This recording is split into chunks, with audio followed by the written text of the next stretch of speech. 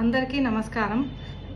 కేంద్ర ప్రభుత్వం అమలు చేస్తున్న మధ్యాహ్న భోజన పథకం అన్నది పేద పిల్లలు ఎవరైతే ఉన్నారో వాళ్ళందరికీ కూడా పౌష్టికాహారం అందించాలని కానీ, అలాగే ఆ పౌష్టికాహారం తిన్న పిల్లలు కూడా అటెండెన్స్ తగ్గకుండా స్కూల్కి వచ్చి స్కూల్ నుంచి డ్రాప్ అవుట్లు కూడా తగ్గుతాయనే ఉద్దేశంతో ప్రవేశపెట్టింది.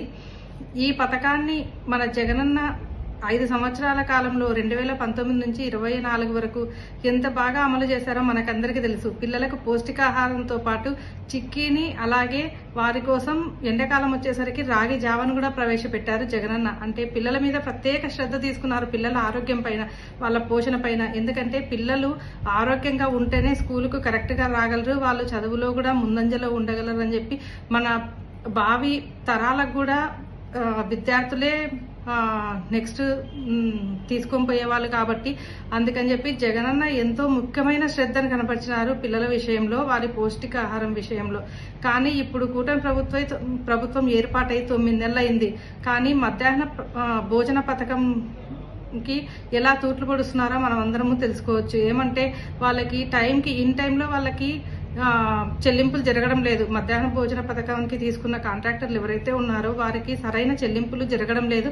అలాగే వాళ్ళు ఎప్పటి నుంచో వంట చేసే వాళ్ళు కూడా ఎప్పటి నుంచో అడుగుతున్నారు వాళ్ళకి ఇచ్చే డబ్బులు కూడా పెంచమని. అంటే 1వ తరగతి నుంచి 5వ తరగతి చదివే పిల్లలకు ₹5.80, అలాగే 6వ క్లాస్ నుంచి 10వ క్లాస్ చదివే పిల్లలకు ₹9 వరకు మాత్రమే ఉంది.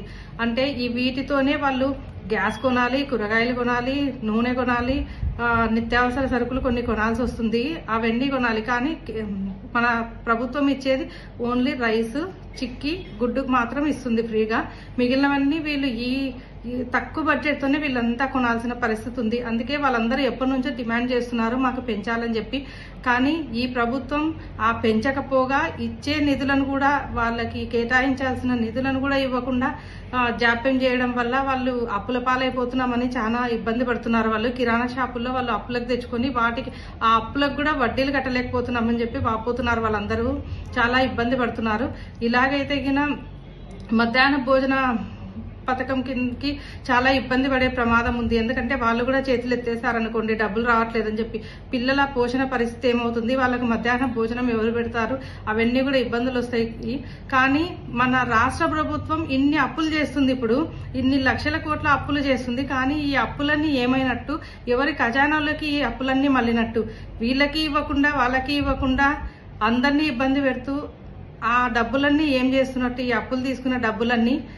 అందుకే సకాలంలో వాళ్ళందరికీ కూడా మధ్యాహ్న భోజన పథకం ఎవరైతే నిర్వాహకులు ఉన్నారో వారందరికీ కూడా ఇన్ టైంలో డబ్బులు చెల్లింపులు జరపాలని మేమంతా డిమాండ్ చేస్తున్నాం. ఎందుకంటే పిల్లల ఆరోగ్యము, పిల్లల పోషణ అన్నది ప్రతి ఒక్కరి బాధ్యత.